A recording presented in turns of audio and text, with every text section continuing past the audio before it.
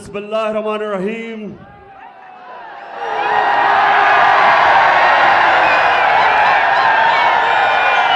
इय्याका नअबुदु व इय्याका नस्तईन।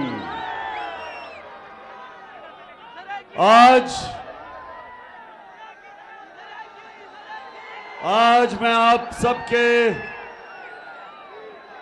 सामने खड़ा हूं, वो कौम जिसने मुझे पहली दफा इलेक्शन जिताई थी, मियां वाली।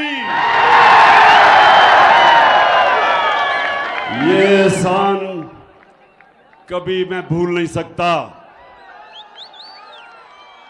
जो आपने मुझे इज्जत दी और हमेशा दी,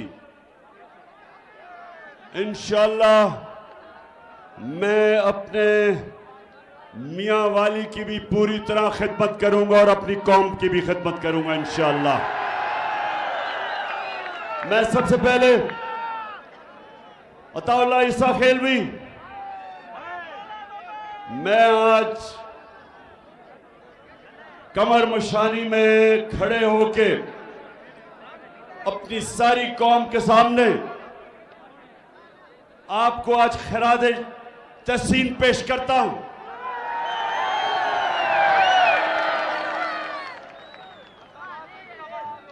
अदाकार भी बहुत मैंने देखे। मैंने इस मुल्क में बड़े बड़े स्टार्स देखे। मैंने इस मुल्क में ऐसे ऐसे गाने वाले देखे जिनके बड़े नाम थे, लेकिन अताउल्लाह खान, तुम मेरी नजर में हमेशा मेरे नंबर 1 रहोगे, क्योंकि आपने उस वक्त मुझे सपोर्ट किया जब शो बिजनेस के लोग घबराते थे। वो घबराते थे कि अगर इमरान खान की सपोर्ट करेंगे तो पीटीवी उनको नहीं दिखाएगा या उनके ऊपर किसी किस्म की इंतकामी कार्रवाई होगी, क्योंकि हमारा तो मुकाबला माफियाज के साथ है, चोरों के साथ है, डाकुओं के साथ है। और माफिया या खरीदते हैं लोगों को या उनके जमीर खरीदते हैं या उनको लोटा बनाते हैं और या फिर डराते और धमकाते हैं। तो मैं अताउल्लाह खान आपको आज इसलिए सबके सामने सलाम पेश करता हूं कि आप डटे रहे, खड़े रहे, हर वक्त मेरे साथ रहे। और माशाअल्लाह माशाअल्लाह जो आपका तराना था सारे पाकिस्तान के कोने कोने में गूंजा। जब आएगा इमरान सबकी जान बढ़ेगी, कौम की शान बनेगा नया। अच्छा मियां वाली, कमर मशानी, पहले तो मुझे ये बताओ, गर्मी तो नहीं लग रही? माशाअल्लाह माशाअल्लाह। कोई भी आजकल की गर्मी में दोपहर के 3 बजे इतनी तादाद में जलसे में नहीं कोई रहा था। मैं आपको भी आज सलाम पेश करता हूं सबको। अच्छा, मैं आज आपके पास इसलिए आया हूं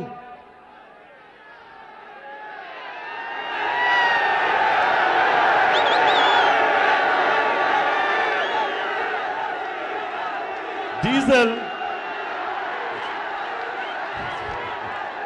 मैं आपके पास इसलिए आज आया हूं, मैं आप सबको तैयार कर रहा हूं मेरी हकीकी आजादी की जहाद के लिए। सबको तैयार कर रहा हूं। मियां वाली, जब मैं आपको कॉल दूंगा तैयारी कर लो।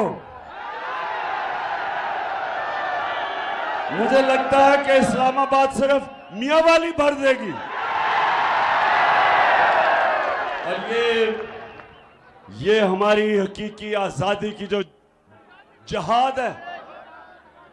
नौजवानों, मैं सिर्फ आपको समझा दूं एक चीज कि सबसे पहले अल्लाह हमें आजादी देता है।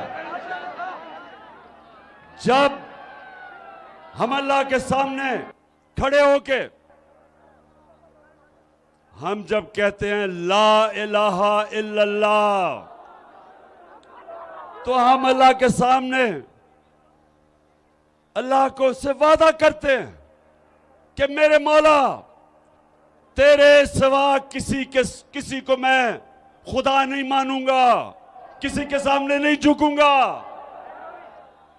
और मैं जब ये दावा करता हूं, मैं आजाद हो जाता हूं। एक सजदा जिसको तू गिरा समझता है, देता है हजारों सजदों से निजात, आजाद कर देता है आपको। और सिर्फ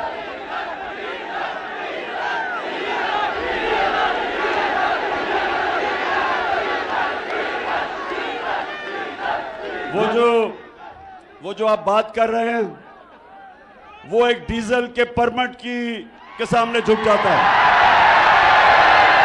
तो मैं कमर मशानी, सुने मेरी बात, ये याद रखें कि कभी भी ना कोई कौम, ना कोई इंसान कभी वो बड़े काम नहीं कर सकता, कभी उसकी परवाज ऊंची नहीं होती जब तक वो आजाद नहीं होता।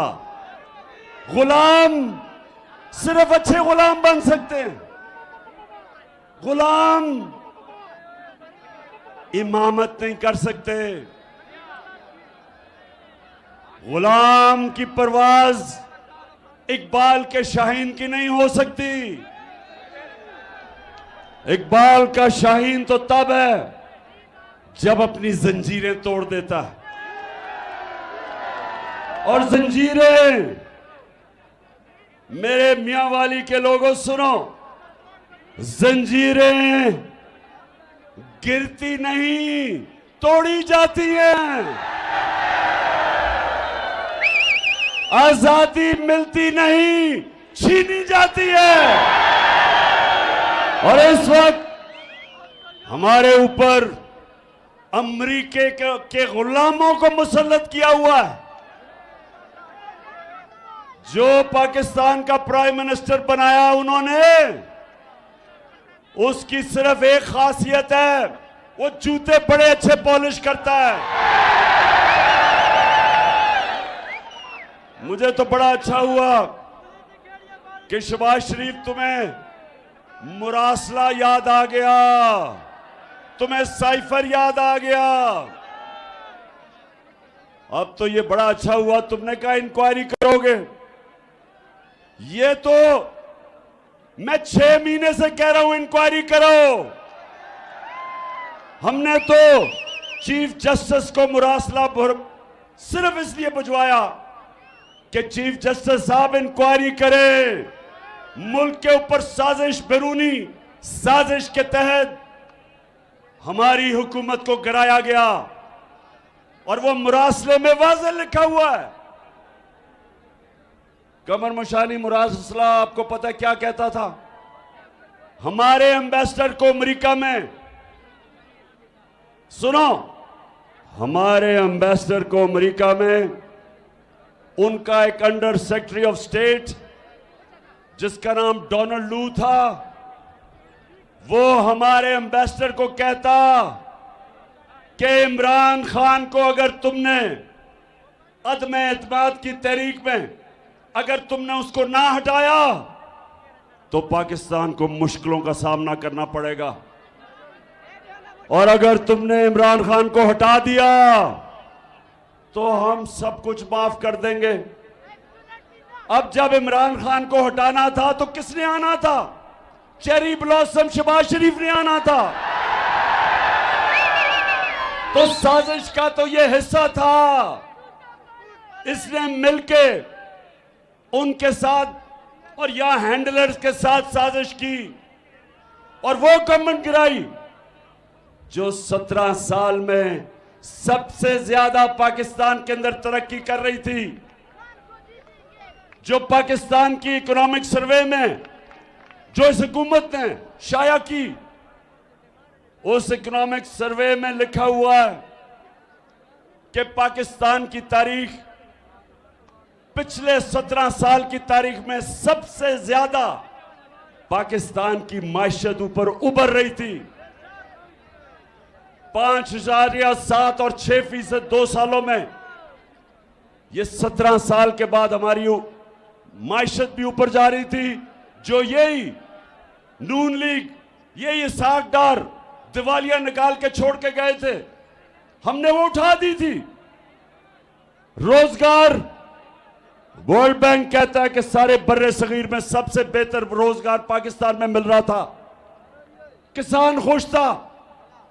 4 फसलों में सबसे ज्यादा पैदावार हमारे जमाने में आखिरी 2 साल में हुई। किसानों को पैसा सबसे ज्यादा हमारे दौर में मिला। हमारे दौर में सबसे ज्यादा एक्सपोर्ट्स पाकिस्तान की तारीख में, टैक्स सबसे ज्यादा हमने इकट्ठा किया और हमने कीमतें कंट्रोल की हुई थी। हमारे दौर में कमर मुशानी, हमारे दौर में पेट्रोल और डीजल 150 रुपए लीटर पे था। बिजली 16 रुपए यूनिट पे थी। आज वो 250 रुपए पे डीजल है लीटर। बिजली, जरा किसानों से पूछे ट्यूबवेल के ऊपर बिजली उनको कितना बिल आ रहा है। अब लोगों से पूछें कि जब बिजली का बिल आता है तो लोग पूछते हैं कि क्या हम खाने पे पैसा खर्च करें, स्कूल के बच्चों की फीस पे, पेट्रोल पे, डीजल पे। ये आम लोगों के हालात हैं आज ये हाल है लोगों का कि लोगों को पास ये नहीं समझ आ रही कि जो आटा हमारे दौर में 1 किलो आटा 55 रुपए का था, आज 100 रुपए से ऊपर चला गया। 4-5 महीने के अंदर इन्होंने इस मुल्क का दिवालिया निकाल दिया, महंगाई के रिकॉर्ड तोड़ दिए। और ये जो लोग हमारे ऊपर मुसल्लत किए, इन्होंने सिर्फ एक काम किया कि अपने करप्शन के केसेस खत्म कर रहे हैं। तो कमर मशानी, आजादी क्या होती है? आजादी 2 चीजें, एक कि कौम अपने मुल्क के अपने फैसले करती है, अपने लोगों के मफादात के लिए। कौम आजाद होती है अपने फैसले करने के लिए। जब हम गुलाम थे अंग्रेजों के नीचे तो 2 जंगें हुई, पहली जंग अजीम और दूसरी जंग अजीम। हिंदुस्तान से लोग गए, हुक्म मिला कि यहां से लोग जाओ और अंग्रेजों की जंगों में लड़ो। लाखों लोग यहां के उन जंगों के अंदर मारे गए। हमें किसी ने नहीं पूछा था गुलामों से कि हम चाहते हैं अंग्रेज की जंग में शामिल होना या नहीं, क्योंकि हम गुलाम थे। लेकिन अफसोस से कहना पड़ता है कि जब अमेरिका की जंग थी, वॉर ऑन टेरर, तब भी किसी ने पाकिस्तानियों से नहीं पूछा कि क्या हम इसमें शामिल होना चाहते या नहीं, क्योंकि हुक्मरान गुलाम थे। हमें उन जंग में ले गए, 80,000 पाकिस्तानियों की कुर्बानी दी। जंग उनकी।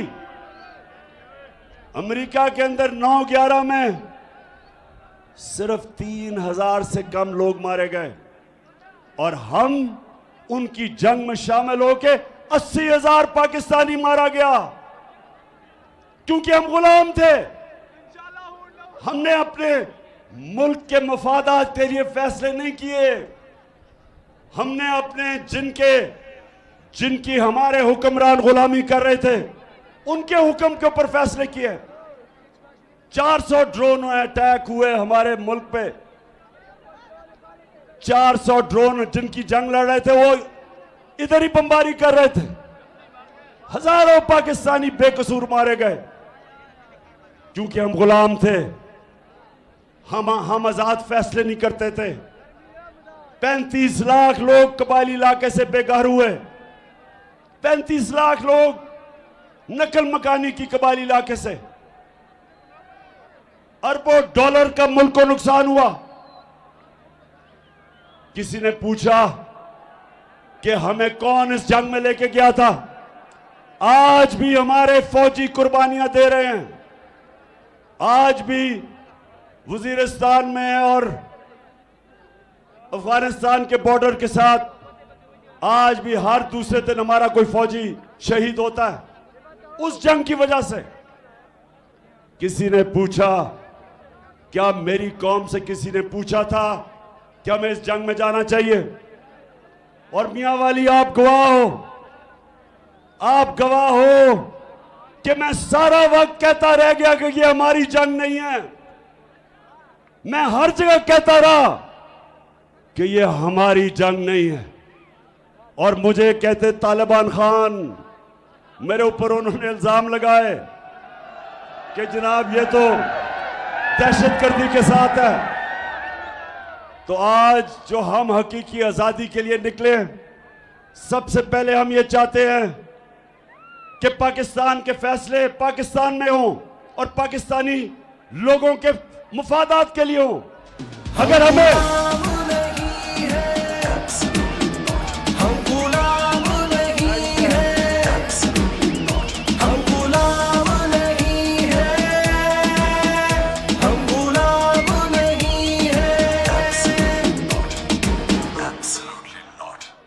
अच्छा सुने आप, दूसरी चीज अब जरा गौर से सुने। दूसरी चीज, इस मुल्क में हमें जो हकीकी आजादी के लिए लड़ रहे हैं, इंसाफ चाहिए।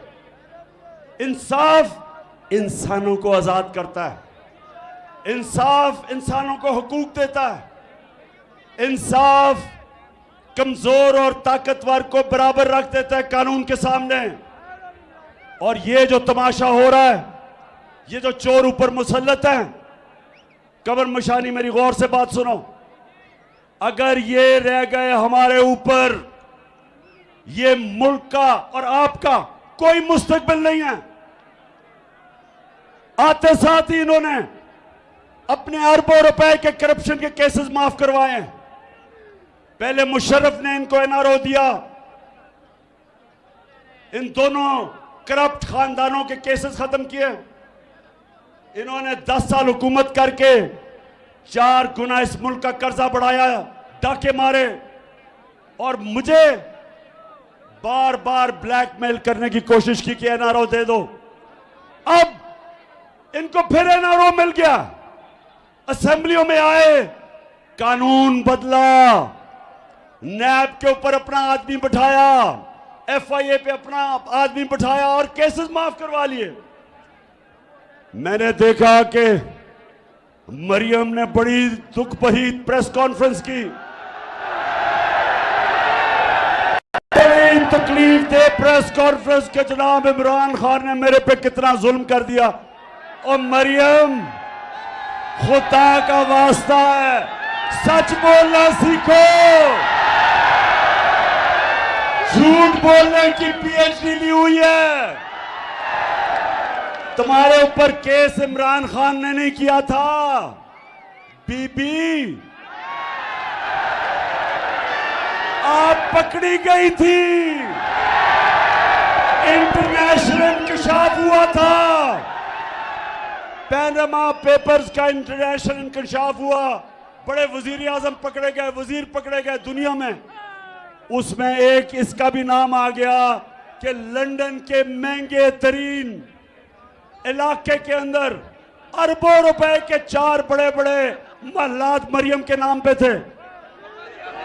झूठ बोलती रही कि मेरे नहीं थे। पैनामा में इंकशाफ हो गया, सिर्फ हुसैन का सुना, हुसैन का नहीं। अच्छा, झूठ बोलती रही कि मेरे कोई फ्लैट नहीं है, मेरी लंदन तो छोड़े पाकिस्तान में भी नहीं है। तो जब इंकशाफ हुआ तो भाई क्या कह रहा है? 4 महंगे फ्लैट्स। सुनो जरा, मैं इस बात को तस्लीम करता हूँ कि अल्हम्दुलिल्लाह पाक मीन के ऊपर जो अपार्टमेंट्स हैं वो अल्हम्दुलिल्लाह हमारे हैं। मैं इस बात को तस्लीम करता हूँ कि उनको ऑफशोर कंपनीज नेस्कॉल लिमिटेड और नीलसन लिमिटेड जो है उनको ओन करती हैं, और मैं आपको ये भी अर्ज करता हूँ उनको होल्ड कर रही है इस वक्त मरियम नवाज शरीफ, मेरी हमशीरा। सुन लिया। और मरियम, ये मैंने नहीं कहा, ये तुम्हारा भाई कह रहा है कि तुम्हारे 4 बड़े बड़े फ्लैट हैं। तो जनाब पकड़ी उधर गई।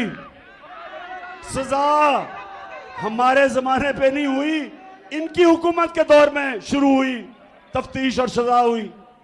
तो बड़े ही रोना धोना जी, इमरान खान ने ये कर दिया वो कर दिया। खुदा का वास्ता सच बोलो। और फिर कहती कि क्योंकि अदालत से मैं छूट गई हूं तो इसलिए मैं बेकसूर हूं।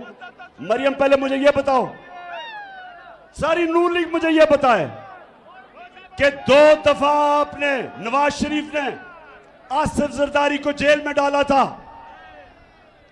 उसके ऊपर अरबों रुपए के करप्शन के केस है। आप बच गई है तो एनआरओ से भी मिल गया, वो भी बच जाएगा। अब सवाल मेरा यह है कि क्या वो बेकसूर है क्योंकि वो बच जाएगा? क्योंकि मरियम आप ये कह रही हैं क्योंकि अदालत से मैं बच गई इसलिए मैं बेकसूर हूं, तो जरदारी भी बच जाएगा। एनआरओ तो आप सबने ले लिया है। इसका मतलब ये कमर मशानी, इसका मतलब ये कि आज अगर पाकिस्तान में आप ताकतवर हो, पाकिस्तान का इंसाफ का निजाम आपको नहीं पकड़ेगा, वो सिर्फ गरीब लोगों को पकड़ेगा। वो बेचारा जो भैंस चोरी करेगा, मोटरसाइकिल गाड़ी चोरी करेगा, उनको पकड़ेगा। जो अरबों रुपए की मुल्क से चोरी करके पैसा बाहर लेके जाएगा, यहां का इंसाफ नहीं पकड़ेगा। और इसलिए मैं आप सबको कह रहा हूं कि हमारी आगे तबाही इसलिए कि मेरे नबी सल्लल्लाहु अलैहि वसल्लम और इंशाअल्लाह परसों हम बड़े शान और शौकत से 12 रबीउल अव्वल बनाएंगे। मेरे नबी सल्लल्लाहु अलैहि वसल्लम की शान में हम सेलिब्रेट करेंगे। उन्होंने कहा था कि वो कौमें जो छोटे चोरों को पकड़ में जेलों में डालती हैं और बड़े डाकुओं को नहीं पकड़ सकती, वो तबाह हो जाती है। आज अगर आप सारी दुनिया में देखें, जो भी मुल्क गरीब है, जिधर गुर्बत है, उन सारी कौमों के अंदर एक चीज है कि वो सिर्फ छोटे चोरों को जेलों में डालती हैं और बड़े डाकू दंदनाते फिरते हैं, जिस तरह आज पाकिस्तान में फिर रहे हैं। इसलिए मेरे पाकिस्तानियों, मैंने फैसला किया कि मैं अपनी जान की कुर्बानी दूंगा अपने मुल्क की आजादी के लिए। बड़े हमें डराते हैं जी, जेलों में डाल देंगे, हर दूसरे दिन जी फलाने को जेल में डाल देंगे या इमरान खान को जेलों में डालने। हमें जेलों में डालने से ना डराओ। अभी तो मैं जेल भरो तहरीक शुरू करने लगा हूं।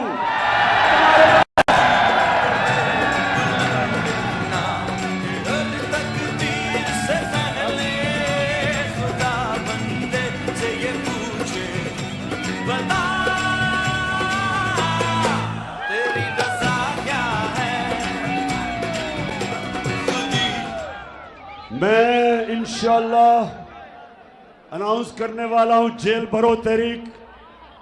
हमने तुम्हारे पास जेलों में तो 70,000 लोग आते हैं, यहां लाखों लोग तैयार हैं जेलों में डालने के लिए।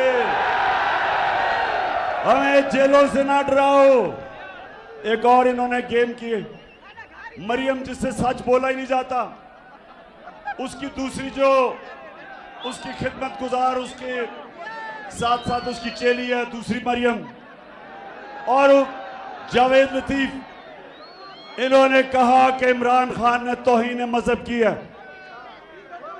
और इन्होंने पूरा टीवी के ऊपर प्रोग्राम किया कि इमरान खान ने तौहीन मजहब किया।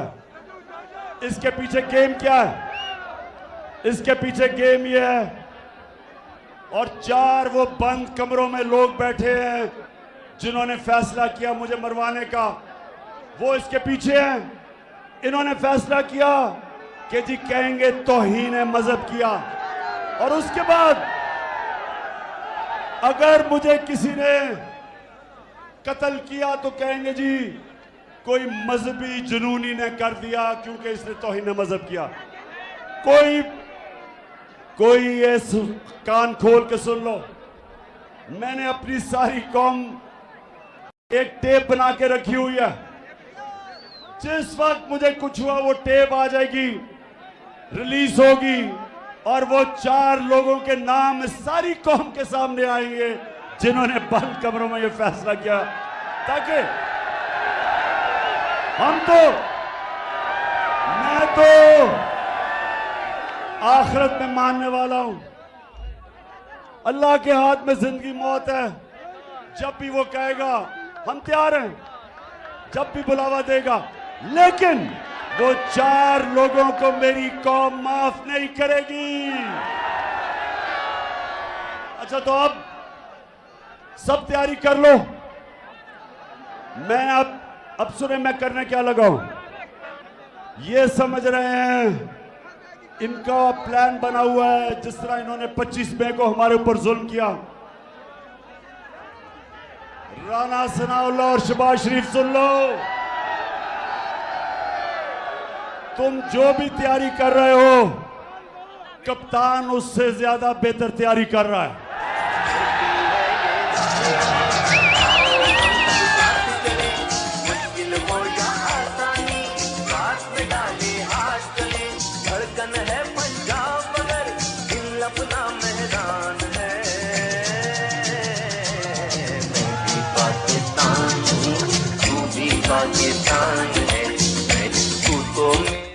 अच्छा, तो मेरी जो प्लानिंग है वो बड़ी सोच समझ के हो रही है। उसमें इस्लामाबाद के ऊपर मार्च तो उसका एक हिस्सा है, बाकी भी कप्तान ऐसी प्लानिंग कर रहा है जो पाकिस्तान की तारीख में कभी किसी ने नहीं की। और ये मेरा चैलेंज है, राना सनाउल्लाह तुम तो खैर हो ये कातिल और मुजरिम, शहबाज शरीफ तुम्हारे से बुज़दिल आदमी है ही कोई नहीं, तुम पूरी तैयारी कर लो, तुम भी और तुम्हारे हैंडलर तैयारी कर लो। मैं आज आप सबके सामने कह रहा हूं कि जो कप्तान का प्लान है, जो कप्तान प्लान बना रहा है, जो भी प्लानिंग कर रहे हो वो फेल हो जाएगी। तुम नहीं रोक सकते, आप इलेक्शन करवाने पड़ेंगे। और कहती है मरियम, कहती जी नवाज शरीफ बहुत बड़ा कोई सियासतदान है, मैं तो इंतजार कर रहा हूं कि उसको पाकिस्तान आने दो, उसका इंशाल्लाह ऐसा इस्तकबाल होगा कि वो सारी जिंदगी वो भी याद रखेगा और हैंडलर भी याद रखेंगे, नून लीग भी याद रखेगी। लेकिन मैं ये चाहता हूं कि इलेक्शन हो, ये सारी जमातें एक तरफ, ये सब एक तरफ है, और मैं आपको आज इंशाअल्लाह अल्लाह पे मान रखते हुए आपको चैलेंज करता हूं कि आपने इलेक्शन कमीशन भी अपना रखा हुआ है, वो बदयानतदार सिकंदर सुल्तान से घटिया आदमी कोई नहीं जो तुम्हारा पूरा नौकरी कर रहा है, वो भी तुम्हारे साथ, सब तुम्हारे साथ है। तुम धांधली भी कर लो, जिस तरह तुमने पंजाब के 20 बाई इलेक्शन में की थी, तुम धांधली भी कर लो, लेकिन आपके सामने वो कप्तान खड़ा है जो पाकिस्तान और हिंदुस्तान की क्रिकेट की तारीख का वाहिद कप्तान है, जिसने हिंदुस्तान में जाके उनके अंपायरों के बावजूद हिंदुस्तान को फेंटा लगा के आया था। फिर से तू डट जा, फिर से वो बल्ला को मार।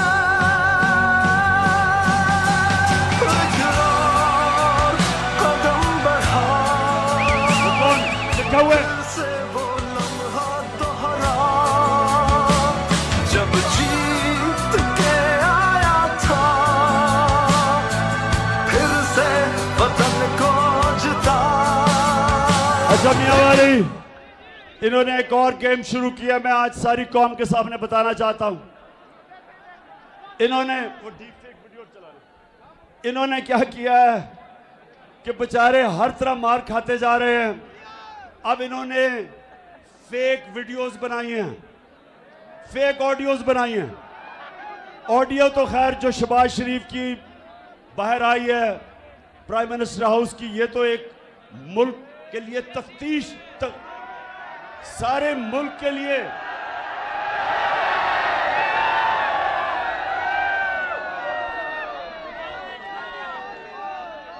सारी मुल्क के लिए एक हमें लम्हा फिक्र है कि प्राइम मिनिस्टर से जो उसके टेलीफोन वो सारा लीक हो गया, दुश्मनों के पास चला गया। मैं अपनी इंटेलिजेंस एजेंसी से आज पूछता हूं कि जनाब आपका काम है, ये आपका काम है प्राइम मिनिस्टर ऑफिस को सिक्योर करना। अगर प्राइम मिनिस्टर के ऑफिस से सारी चीजें लीक हो रही हैं तो जिम्मेदारी आपकी है। आपको समझना चाहिए कि बजाय लोगों को डराएं और धमकाएं और वो नामालूम नंबरों से टेलीफोन जाके लोगों को डराएं, सोशल मीडिया को लोगों को उठा दें या पॉलिटिकल इंजीनियरिंग करें, ये आपका काम नहीं है। आपका काम है कि प्राइम मिनिस्टर की ऑडियोज लीक हो रही हैं, लेकिन नून लीग ने और काम किया हुआ। इन्होंने फेक वीडियोस बनाई हुई हैं। इसकी जो माहिर थी झूठों की पीएचडी मरियम, उसने बनाई हुई हैं। तो मैं आपको बताता हूं कि फेक वीडियो होती क्या, जरा ये एक दफा देख लें। नवाज शरीफ से पूछो, जिसने पाकिस्तान को तमाशा बना के रख दिया है दुनिया में। बोलो, मैं सच कह रहा हूं ना? मेरी बात सुनो भाई, मेरी भी ऑफशोर कंपनी मौजूद थी और वो पैसा कहां से आया भाई, कहां से आया? नवाज शरीफ, तुम दूसरों पे तोहमतें लगाते हो। नवाज शरीफ, तुम सबसे बड़े करप्ट आदमी हो, करप्ट। और लोग जानते हैं, लोग जानते हैं नवाज शरीफ अस्पताल का पैसा तुमने जुए में लगाया। और नहीं मियां नहीं, इमरान, ये पैसा जो है, ये कंपनी जो है, ये तुम्हारी नहीं है, मेरी है, तेरी नहीं है। फैसला आप दे दो फैसला। सुनो फैसला, सुनो। इमरान के खिलाफ 1 रुपए की करप्शन का कोई सबूत मिला? ब्रिटिश वर्जिन आइलैंड से भी कह दिया है कि नवाज शरीफ ने करप्शन की है। नीचे नवाज शरीफ जवाब देना पड़ेगा। हम करप्ट हैं, हम हर मामले में करप्ट हैं। नवाज शरीफ की किस्से कहानियां आप जानते हैं कि नहीं जानते? बस मैं ये आपको बता रहा हूं, इसको कहते हैं डीप फेक, कि नवाज शरीफ खुद ही कह रहा है मैं करप्ट हूं। तो अब ऐसी वीडियोस निकलाती हैं, तो ये नून लीग की खासियत है। मैं नून लीग को आज बताना चाह रहा था कि ये कोई मुश्किल काम नहीं है डीप फेक वीडियो बनाना आजकल। ये हम आप कहें तो हम सबके ऊपर आपके निकाल देंगे।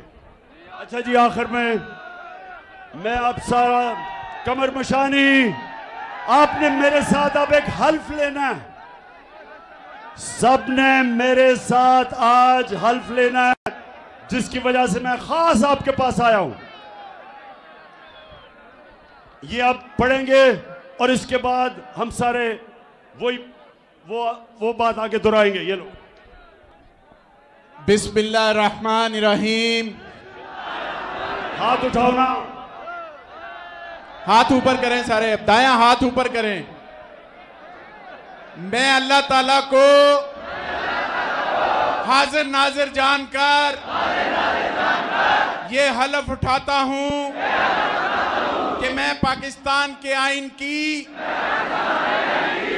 पासदारी करूंगा और हकीकी आजादी के लिए हमेशा इमरान खान के शाना बेशाना खड़ा रहूंगा उस वक्त तक जब तक के हकीकी मायनों में इस मुल्क को आजाद नहीं करवा लेते।